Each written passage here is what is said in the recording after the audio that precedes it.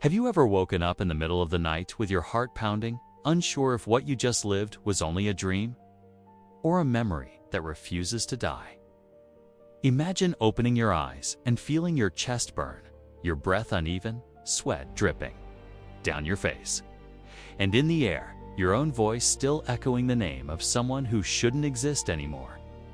That's how it was night after night. For a U.S. Army veteran scarred by war, trapped in a battlefield that never truly ended. In the dark silence of his bedroom, he called for her, a woman he believed, with absolute certainty, had died right before his eyes in the chaos of combat. But if she was gone, why did she keep coming back? Why, in every dream, did he feel the same fear, the same heartbreak, the same desperation he felt that day? For the rest of America, the war was over. For him, it wasn't. The crack of gunfire, the smell of gunpowder, the muffled screams through thick smoke. They returned with terrifying clarity. It was as if his body was still there, crawling through the dirt, searching for survivors till he found her. Lying still, unmoving, the light gone from her eyes. He swore he felt the last breath slip away from her lips. That frozen moment became the nightmare he carried, awake or asleep. Have you ever experienced something like that? Believing with every part of you that something is true, yet being unable to shake the feeling that the story isn't over. He tried to move on. He left his hometown, avoided talking about the past, buried himself in quiet routines. But every time he closed his eyes, the war came back, canned with it. Her face. A face he knew better than his own. It was as if fate was mocking him, keeping the wound open, reminding him that some memories never heal. What you're about to discover might surprise you, because while he thought his pain came solely from loss, the truth was far more complicated. And it all started during that final mission, when the line between life and death blurred in ways he could never have imagined. The memories came in flashes, the suffocating heat, his vision blurring, the crushing sense of helplessness, the sight of her disappearing into the smoke, the scream that tore from his throat, tan somehow, even years later, still lived inside his dreams. And then something began to shift. A small, almost imperceptible crack in the certainty that she was gone. A strange detail, a gnawing feeling, as if a part of him knew but refused to admit that the story wasn't finished. He couldn't explain it, but there were moments when the world seemed to whisper clues, a familiar scent in the air, a distant voice in a crowd, eyes following him on a busy street. Things that most people would overlook. But for him, they were signs. Stay with me until the end, because this isn't just a story about war. It's about survival, about impossible reunions, and about how sometimes what we believe we've lost forever can return in ways that defy all reason. And it was on an ordinary night, in a place he never would have linked to the past, that the impossible happened. A single glance that made his heart stop for a second, and changed the course of everything. He stood there, frozen, the noise of the world fading into nothing. For a moment, he wasn't in that quiet street in a small American town. He was back in the dust, the heat, the chaos of the desert. Only this time, she wasn't lying still in the dirt. She was standing, breathing, looking right at him. His chest tightened, not in fear, but in disbelief so sharp it almost hurt. Could it be real? Could the years of dreams, of waking in the dark with her name on his lips, have been leading to this exact moment? And as I share this with you, I can't help but wonder, have you ever had a moment when life stopped you in your tracks? When something you thought was gone forever suddenly stood right in front of you? If this story is stirring something inside you, if it's making you remember your own moments of loss, hope, or even impossible reunions, I'd love to hear about it. Not just because I'm curious, but because every comment you leave here becomes part of this conversation we're building together. This isn't just me telling a story, it's us creating a space for them to live on, to be felt, to be understood. When you take a second to hit that like button, it's not just a number going up. It's not just a number going up, it's a sign that they deserve to keep being told. And when you subscribe, it's like you're walking beside me, saying, I want to keep going. I want to hear the next chapter. That simple act helps this channel reach people who might need to hear something just like this, right when they need it most. So, if this story means something to you, even one image, one feeling, one heartbeat in it has stayed with you, share it in the comments. Tell me what you saw, what you felt, what it reminded you of. Because somewhere out there, another person might read your words and realize they're not alone. And maybe that's the start of their own impossible reunion. She took one step closer, and the air between them felt electric charged with everything they'd lost, everything they'd survived, and everything neither of them yet knew was about to happen. The first few seconds after waking were always the hardest. The darkness of the room was still too close to the darkness of the desert. The quiet hum of the refrigerator in the kitchen could almost be mistaken for the distant rumble of military vehicles. And his own heartbeat, pounded so violently. It felt like it might tear him apart from the inside. He would sit there on the edge of the bed, hands gripping the mattress as if the earth itself might give way, trying to remember where he was, safe, home, thousands of miles from the war. But his body didn't believe it. His mind didn't either. These weren't just dreams, they were invasions. The past forcing itself into the present, uninvited and merciless. Sometimes he'd wake with a phantom taste of dust in his mouth, as if the wind had blown straight from those faraway battlefields into his bedroom. Other nights, it was the metallic temps of blood, vivid enough to make him gag. His senses were traitors, pulling him back into moments he'd tried for years to bury. There was no locking those memories away. They didn't just live in his mind, they lived in his skin, in his breath, in the way his hands sometimes trembled when he reached for a glass of water. In those dreams, the war didn't happen in sequence.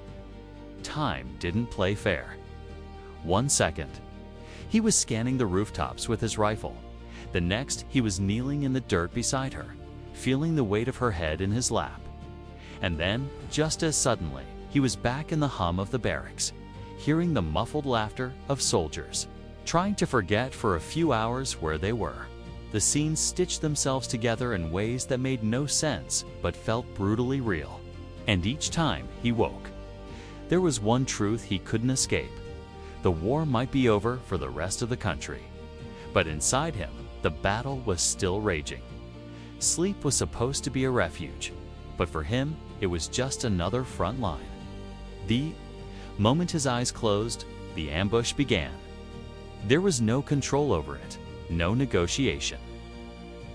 He had tried everything: therapy, medication, endless miles of running until his legs burned, but the night still belonged to the war. It was in those hours, when the world outside was still and unknowing, that his mind became the cruelest storyteller, forcing him to relive what he would have given anything to forget. And yet, buried inside all that chaos was something he couldn't explain. A pull. A question that pressed against the edges of every nightmare. Why did she keep showing up? There were other people he'd lost, faces he'd seen fade into nothing. But it was hers always, hers that broke through the fog. She wasn't just a memory, she was an anchor. And maybe that's what made it hurt so much, because anchors aren't supposed to disappear. The weight of those nights began to bleed into his days. Conversations would slip through his fingers because he was somewhere else entirely.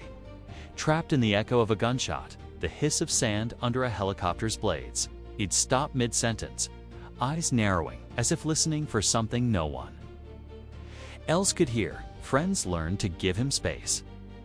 Strangers just assumed he was distracted.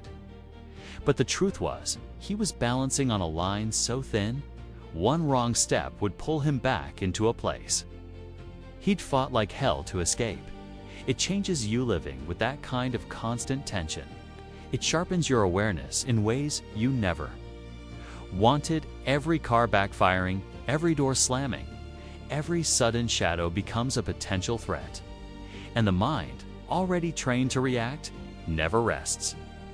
The transformation isn't just mental, it's physical.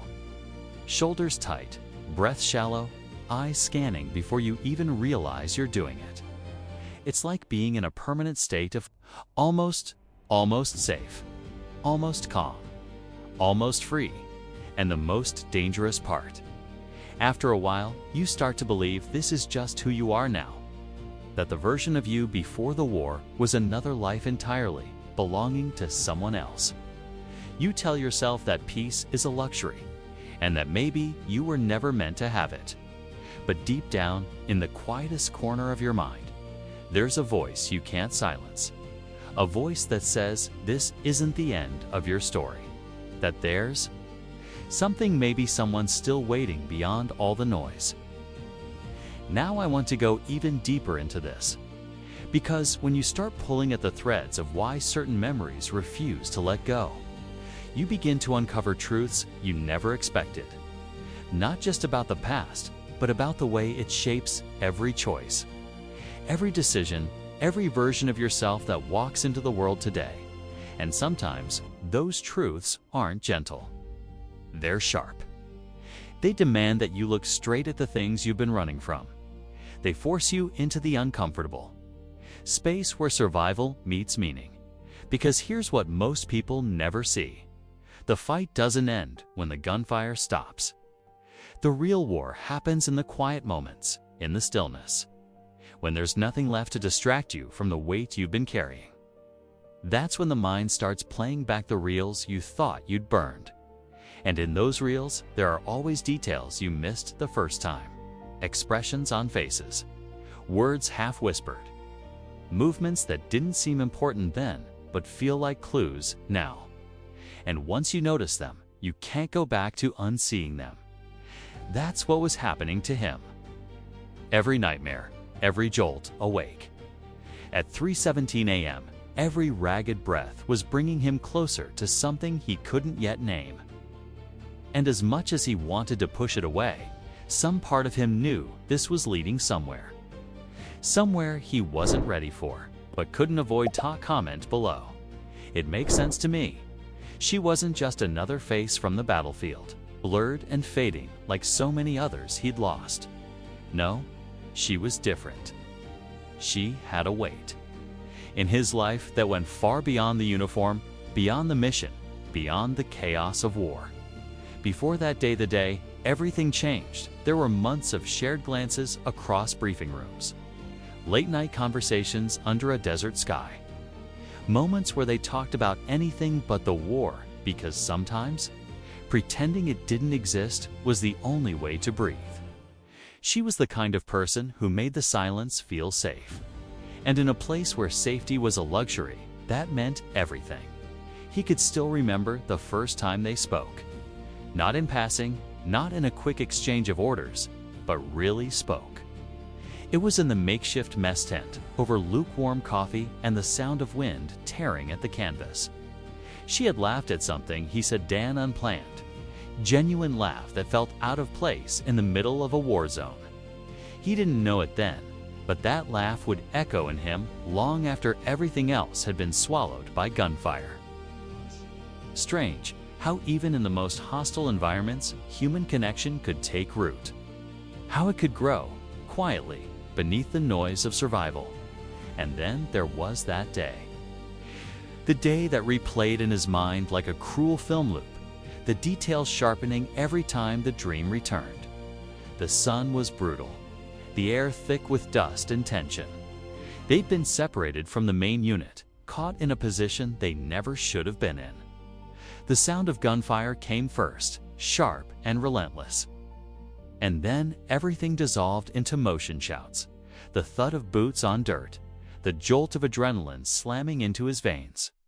He remembered scanning, searching for her, the panic clawing at his chest. And then, there she was. She was on the ground, her body unnaturally still, eyes half closed as if fighting to stay in this world. He dropped to his knees beside her, calling her name over and over, his hands clumsy and desperate as he tried to stop the bleeding. But the moment he saw the way her gaze shifted, as though looking at something far beyond him, he knew. He swore.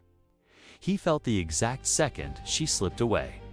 That last breathlight, almost invisible, still haunted him more than the gunfire ever could. He had lived through firefights, explosions, ambushes, but losing her? That was the wound that never closed. In the years that followed, her absence became a presence. She was in the quiet corners of his mind. In the phantom smell of coffee in the morning, in the way certain songs felt heavier than they should. Sometimes he wondered if this was how grief worked, like an invisible thread that kept tugging you back to the moment you lost someone, no matter how far you tried to run. But other times, the feeling was different. Not grief. Not exactly. Something more like unfinished business. And that was the part he couldn't explain to anyone else. How could he tell someone that in the middle of all the chaos, his mind kept clinging to details that didn't fit? Like how in those final seconds, her eyes didn't hold fear, but something else. Something he couldn't name. How could he admit that even as he swore she died in his arms, part of him wasn't entirely sure? It's easy for outsiders to assume the mind just breaks under that kind of pressure, that it distorts the truth. And maybe they're right. But what if they're wrong? What if the truth is that sometimes what we think we saw isn't the full story? That the mind gives us only what we can handle in that moment and hides the rest until we're ready or forced to face it. That possibility lived in him like a quiet, stubborn ember, refusing to burn out. Now I want to go even deeper into this, because when you strip away the surface of a memory, you start uncovering the raw layers underneath the ones that weren't visible at first glance. The layers that carry the real weight, the real meaning. And sometimes, those layers reveal a truth so unexpected, it reshapes not just how you see the past, but how you navigate every decision in the present. That's the kind of truth that doesn't just change your story, it changes you. And for him, that change had already begun, even if he didn't see it yet. Each night, each dream, each sudden flash of her face was pulling him toward something, an answer. A revelation. A point of no return. He didn't know what it would cost him, but he knew it was coming. And when it arrived, nothing in his life would be the same. Comment below. It makes sense to me. It happened on a day that didn't seem special. No dates circled on the calendar, no warning signs in the air. Just another afternoon in a quiet American town where people lingered over coffee and the hum of life felt far from anything that could hurt you. He had gone there simply to pass the time, trying to keep his mind from drifting back to places it no longer belonged. The cafe was small, tucked into a corner of Main Street. The kind of place where the smell of fresh pastries wrapped around you before you even stepped inside. He wasn't looking for anything. He wasn't looking for her, but the moment he stepped through the door, the world tilted. At first, it was just a flicker like catching a familiar melody in the background of a noisy room. His eyes skimmed over the tables, past strangers bent over laptops and couples sharing muffins, until they stopped. And there she was. It didn't make sense. Every rational part of him screamed that it was impossible. The years, the battlefield, the moment he swore she took her last breath, all of it made this scene absurd. But there she sat, sunlight catching in her hair, the curve of her face exactly as he remembered. She was holding a book, one hand curled around a cup of coffee, as if she were just another person in the middle of an ordinary day. His chest felt tight, the air suddenly heavier. For a second, he wondered if this was another dream, one so vivid his mind was playing a cruel trick. He blinked hard, half expecting her to vanish, dissolve into the background like a ghost. But she didn't. She turned her head slightly, and in that small motion, the truth hit him like an impact he couldn't brace for. It was her. The same eyes, the same presence that had haunted his nights. Only this time, there was no dust, no blood, no gunfire. Just a quiet cafe and the sound of his own heartbeat in his ears. A rush of emotions hit all at once, so sharp it almost hurt. Fear so deep it felt ancient, and an undercurrent of disbelief he couldn't shake. How do you reconcile years of grief with the sight of someone alive, breathing, right in front of you? It was like stepping into a reality that didn't belong to him, a place where the rules had been rewritten without his knowledge. And yet, every cell in his body recognized her. The way you recognize a voice you haven't heard in years, but could? Pick out in a crowd of thousands. He stood frozen for what felt like minutes, though it couldn't have been more than a few seconds. Atiz's mind raced through possibilities. Was this a cruel coincidence? Someone who simply looked like her? But no, the details were too exact, too painfully familiar. He thought of the last time he'd seen her, the weight of her head in his hands, the lifeless stillness. That memory had been the foundation of his grief, the unshakable proof of her absence. And now, standing here, it felt like the ground beneath him was giving way. He wanted to move toward her, to close the space and demand an explanation. But another part of him hesitated.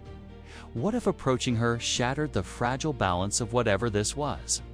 What if she looked at him and didn't know his name? What if, worse, she remembered everything exactly as he did? Those questions hung in the air, unspoken but heavy, each one carrying the weight of 1,000 sleepless nights. Now I want to go even deeper into this, because the real shock wasn't just seeing her, was what that moment revealed about him. How his body reacted before his mind could catch up. How the years of survival mode hadn't erased the connection, but had, in some strange way, preserved it. This was the kind of moment that forces you to confront the truths you've buried under logic and routine. The kind that reminds you your story isn't as neatly closed as you've tried to make it. As he stood there, his hands almost trembling, he realized something else. This wasn't just about her survival, it was about his own. Every decision he'd made since that day had been shaped by the belief that she was gone. And now, with one glance, that foundation had cracked wide open. What do you do when the truth you've built your life around turns out to be a lie? You either turn away from it or you step forward into the unknown. He didn't know which path he was about to choose. All he knew was that the air between them felt charged, like the seconds before a storm breaks. She lifted her eyes from the page, and for the first time in years, their gazes met. Right there, I'm on this journey too. For a moment, neither of them moved.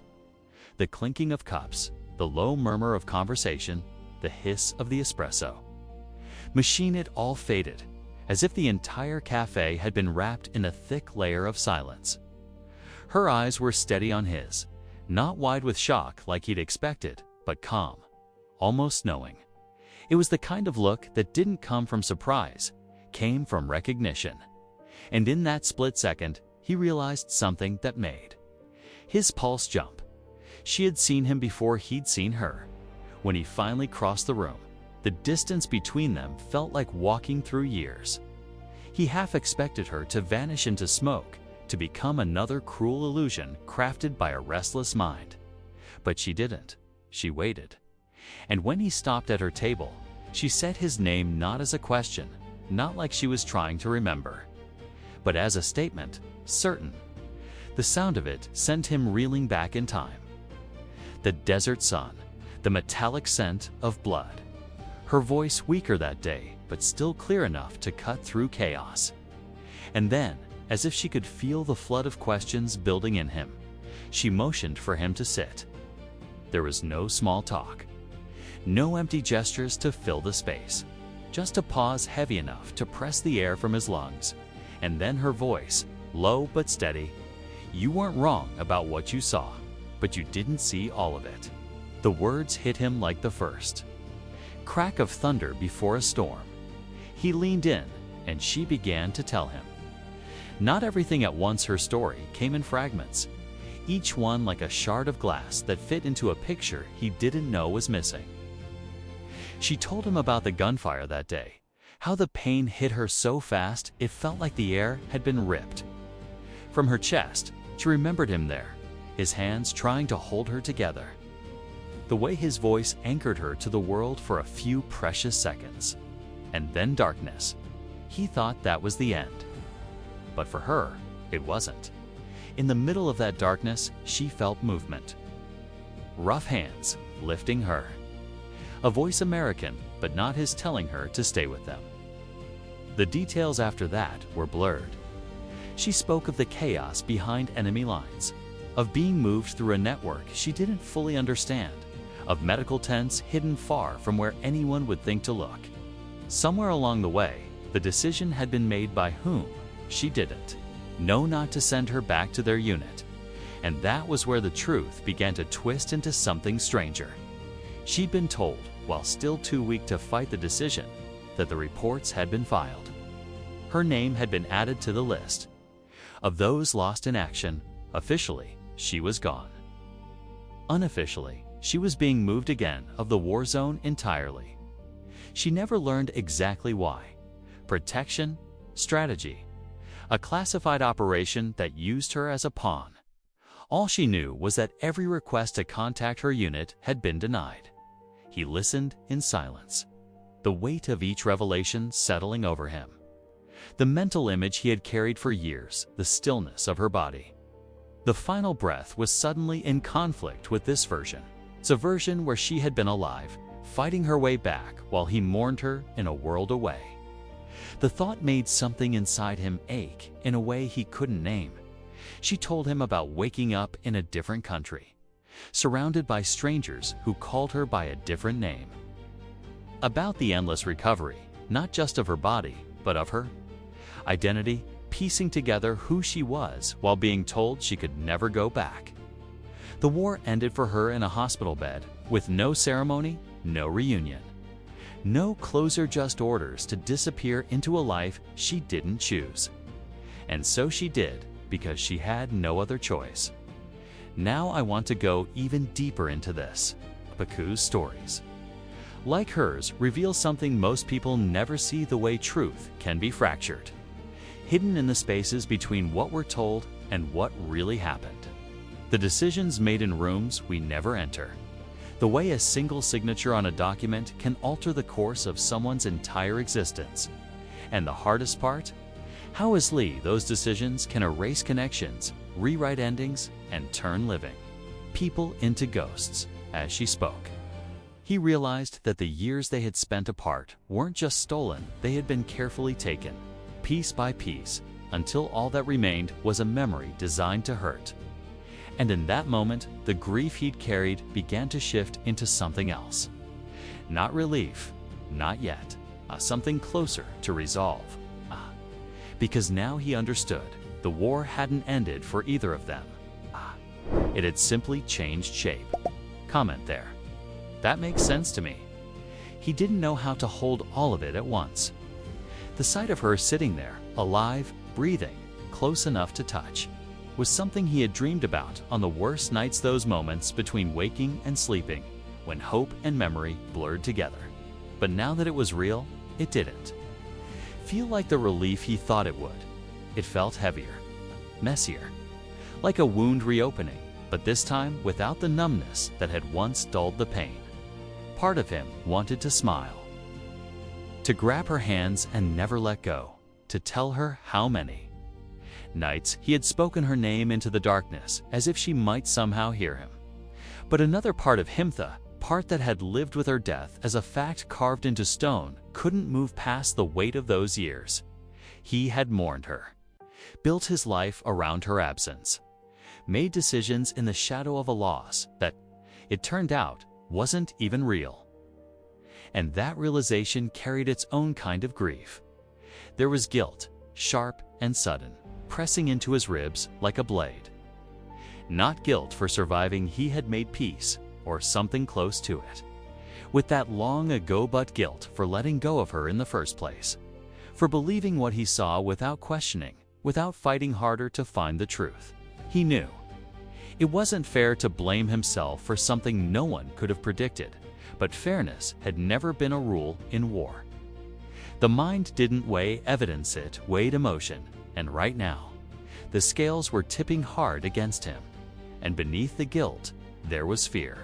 A deep, instinctive fear that this was temporary, that she might vanish again. He had already lost her once at least. He had lived the reality of losing her, and the thought of enduring that kind of break again was almost unbearable. What if this reunion was just an accident of circumstance? What if she had her own reasons for staying away? Reasons that might pull her back into a life without him. The uncertainty was a quiet storm building in the pit of his stomach. She was talking still, explaining pieces of her journey. Her words steady, but her eyes carrying the weight of what they'd both endured. And while he listened, part of his mind was somewhere else, caught between the relief of having her back and the creeping suspicion that too much had happened for things to ever return to what they were.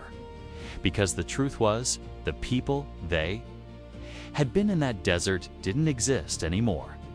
War had reshaped them both, carved new lines into their faces, left shadows where there had once been light. The version of her he saw now wasn't the same woman he'd known then, and he wasn't the same man she remembered. It's a strange thing how joy and pain can occupy the same space without canceling each other out. How you can feel your chest expand with the rush of seeing someone again, even as your throat tightens with the dread of losing them all over. That was the war inside him, now not fought with weapons or strategy, but with the fragile threads of trust, hope, and the lingering ache of years spent apart. Now I want to go even deeper into this asunto, because moments like these reveal a truth we rarely admit. Reunions aren't always clean or easy. They're layered with everything unsaid, everything imagined, everything that's been carried in silence. They force you to confront not just the person standing in front of you, but the version of yourself that lived without them.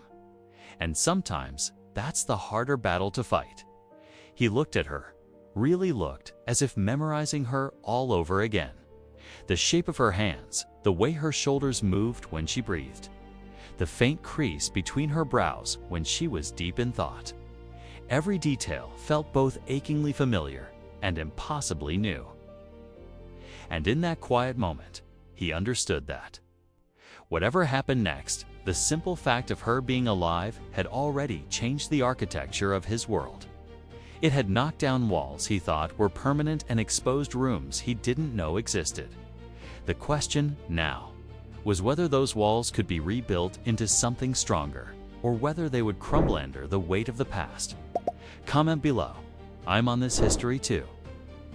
They stayed there for hours, as if the rest of the world had quietly stepped aside to give them space. The coffee in their cups had long gone cold. The chatter around them faded into a low, distant hum. Their conversation didn't start with the easy warmth you'd expect from a reunion. There were no immediate smiles, no effortless laughter. Instead, it began with pauses, long, heavy silences that carried more weight than words could hold. Every question was carefully measured, as though they were both afraid of stepping on a landmine buried deep in the past. He wanted to know everything, yet feared the answers. She wanted to tell him, but understood that too much, too fast, could reopen wounds neither of them was ready to face. Slowly, though, the walls began to lower. One memory led to another, and there were moments when they caught themselves smiling at something so far back in time it almost felt like it belonged to another life. Other times, their voices faltered, and silence returned not as a barrier, but as a shared space to breathe. Rebuilding trust wasn't immediate. It never is. It felt like walking through a field where every step could trigger the past. There were moments when the shadows crept back in. He remembered the years of waking in the night, calling her name into the dark, believing she was gone while she had still been breathing somewhere in the world. She carried the weight of knowing he'd lived through her absence, unable to tell him the truth, But alongside that pain, there was something new. Something stronger than before the war. The reunion didn't erase the past, but it cracked open a window that let light reach places in both of them they hadn't realized were still closed. They started talking not just about what had happened, but about what could happen now, not as if they could simply pick up where they'd left off, but as two people who had survived the worst and were still willing to learn how to live again, in the middle of so much history. There were small moments of healing. A hand reaching across the table without explanation. A look that said, "I'm still here." These were gestures that slowly restored the sense of safety that war had stolen from them. He found that he no longer avoided speaking her name. It returned to the air, no longer locked in the confines of his memory. And for her, seeing him there not as the soldier on constant alert, but as a man willing to listen, brought a peace she thought she'd lost forever. Now I want to go even deeper into this, because rebuilding trust is not about simply forgiving or forgetting. It's about standing face to face with the uncomfortable truths, admitting where the wounds are still raw and choosing to stay in the room anyway. It's about creating a space where vulnerability isn't a weakness, but the foundation for something real. Trust isn't rebuilt in grand gestures, it's in the quiet decisions. The daily choice to lean in rather than pull away, to understand rather than accuse. This process began to shift his mindset. For so long, his life had been split in two before and after the war. But now, there was something beyond that, another chapter he hadn't expected to write. It wasn't about erasing what came before, but about allowing something else to exist alongside it. It was about understanding that the past didn't have to be a ghost that dictated every step. It could be a map that showed him where he had been without telling him where he had to go. Every conversation was like piecing together a puzzle they weren't sure was complete, and maybe it didn't have to be. The act of trying, of sitting there, sharing words, exchanging silences was enough to bring meaning to their journey. There was no rush, no pressure to get somewhere quickly. They both knew that moving too fast would only break what they were slowly building. And in that slow rhythm, in the steady act of showing up for each other, he discovered something he hadn't realized he'd been searching for. The possibility of living without feeling like survival was his only option. Comment below. I feel this. It started subtly, almost so quietly he might have missed it. Nights that had once been an endless loop of restless turning and jolting. Awake were now beginning to stretch into hours of uninterrupted rest. The kind of sleep that didn't end in a gasp for air, that didn't drag him back to the desert or the sound of his own voice calling her name. Instead, he would wake to the stillness of his bedroom, the morning light pressing gently through the blinds, and for the first time in years, that stillness didn't feel like a trap. It felt like peace. During the day, the changes showed in ways he didn't expect. A small laugh escaping in the middle of a story she told, or a smile that lingered, for no reason at all. Moments of quiet where he wasn't bracing for something to go wrong. It wasn't that the past had vanished, those memories were still there, etched deep, but the constant pressure of carrying them alone had shifted. It was lighter now, not because the weight had lessened, but because it was no longer his too. Bare alone, the reunion had done something to him that nothing else had managed over the years. It had broken the rigid frame he'd been living inside, the one where every decision was built around loss. For so long, his life had been split into two halves. The time before she was gone, and the time after. Now, there was a third space emerging, one where she was here, and he could see himself in a future that wasn't just about surviving the day. He noticed it in his body first. Shoulders that had been permanently drawn up began to ease. His gaze softened. It no longer scanned every room like a soldier mapping threats. There was a freedom in letting his guard down, even just a little, and finding that the world didn't collapse when he did. The constant readiness to fight or flee was giving way to something else. Something that felt like living instead of enduring. Now I want to go even deeper into this. Because transformation is rarely just about the event that sparks it. The real shift happens in the decisions made afterward. He could have let the reunion exist as a single bright moment against the backdrop of everything else. But instead, he chose to let it change him. Chose to let it challenge the story he had told himself for years that he was meant to walk this road alone. That his best years were already behind him. That some wounds were too deep to ever heal. And yet, healing had started in ways he didn't anticipate. In shared meals where the conversation drifted easily between the present and the past. In walks where they didn't have to fill the silence because the company was enough. In the way he began to speak about the future without catching himself, without feeling like he was betraying the memories of those who never made it home. It wasn't perfect. There were still nights when the old dreams returned. Still moments where the shadow of the war slipped between them. But those moments didn't define everything anymore. They were just part of the larger landscape, one where light and dark could exist side by side without canceling each other out. And in that balance, he found a kind of stability he'd thought was impossible for him. He began to realize that. The reunion hadn't just brought her back into his life, had brought him back to himself. The man who could notice the warmth of the sun on his face, who could pause to listen to the low rumble of a train in the distance, who could see the color in the world again. The man who could make space for joy without fearing it would be taken away. Comment below. I can relate to this. There was something almost surreal about how life had unfolded.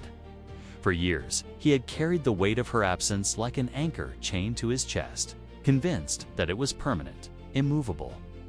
And yet, here she was, proof that some things, no matter how lost they seem, can find their way back. It wasn't a fairy tale return. There were no neat edges, no perfectly tied bow at the end of their story. But maybe that was the point. The beauty wasn't in the perfection of their reunion, was in the fact that it happened at all. In the weeks that followed, he began to notice the quiet ways hope slipped back into his life. It wasn't loud or dramatic. It didn't announce itself. It came in the way he caught himself making plans without hesitation. In the moments where laughter felt effortless again, in the simple truth that he no longer woke every morning feeling like he had to armor himself against the day. The war had taught him to live in a state of constant readiness. But now he was learning the opposite, that there is strength in letting your guard down, in trusting that not every silence is dangerous, not every shadow holds a threat. Now I want to go even deeper into this because there's a hidden truth about loss and return that most people never talk about. When someone comes back into your life after you've grieved them, you're not just dealing with joy, you're forced to reevaluate everything you believed about the permanence of endings. It challenges your mental framework, reshapes your sense of what's possible, and forces you to acknowledge that you've been living inside a story that might not have been complete. And that kind of revelation can be just as overwhelming as the loss itself. He knew, more clearly than ever, that not all wars end on the battlefield. Some are fought quietly, in bedrooms at 3 a.m., in the way you hesitate before letting someone get close again, in the decisions you make every day to protect yourself from what you think will hurt you.